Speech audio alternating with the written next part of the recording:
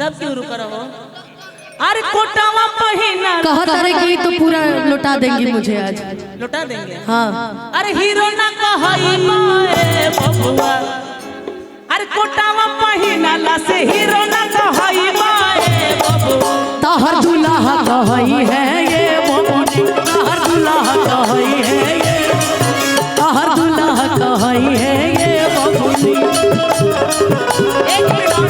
देखा का हो इनकरा खातिर कोनो बढ़िया गाड़ी गावो, ई सब छुटपुटिया हो गइल। अच्छा ऐसा गाड़ी गावो कि भागिए के दम ले।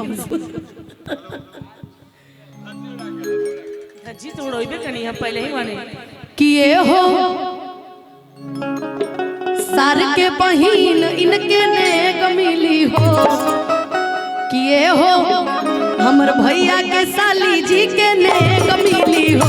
दूगो जो बन रखे खातिर दूगो बेग मिली हो, दूगो जो बन रखे खातिर दूगो बेग मिली हो। भैया भागत तड़े एरी देश खई पन पिया मोटई बकई से अपना बहिन के पेट पसुतई बकई से। बहिन के पेट पसुतई बकई से।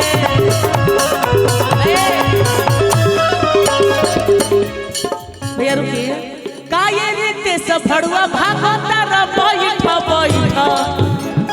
रुकिए भैया का ये रीते से भड़ुआ भागता र बैठा बैठा। आ तहरा चूतर में बांधब कबूतर हो बैठा बैठा।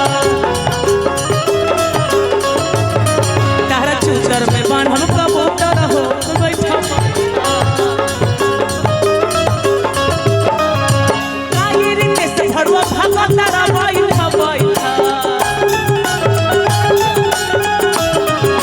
का ये रीते से भड़ुआ भागता र बैठा बैठा। तहरा चूतर में बांधब कबूतर हो बैठा बैठा। तहरा चूतर में बांधब कबूतर हो बैठा बैठा।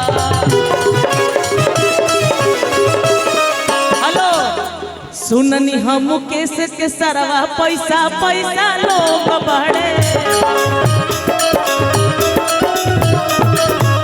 सुनी हम मुकेश के सरवा पैसा वाला लोग बढ़े।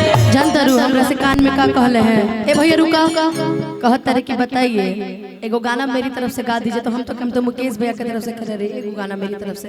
तो कलाकार होने के नाते फर्ज बनता है कि मैं भी गा दूं। गाइए। अरे कब तक जवानी छुपा होगी रानी, तो गाना है ना गाना। अरे रितेशु को कितना सता होगी रानी, कभी तो किसी की दुल्हनिया बनोगी।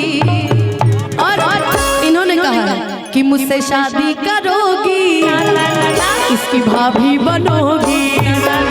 इससे शादी करोगी, इसकी भाभी बनोगी।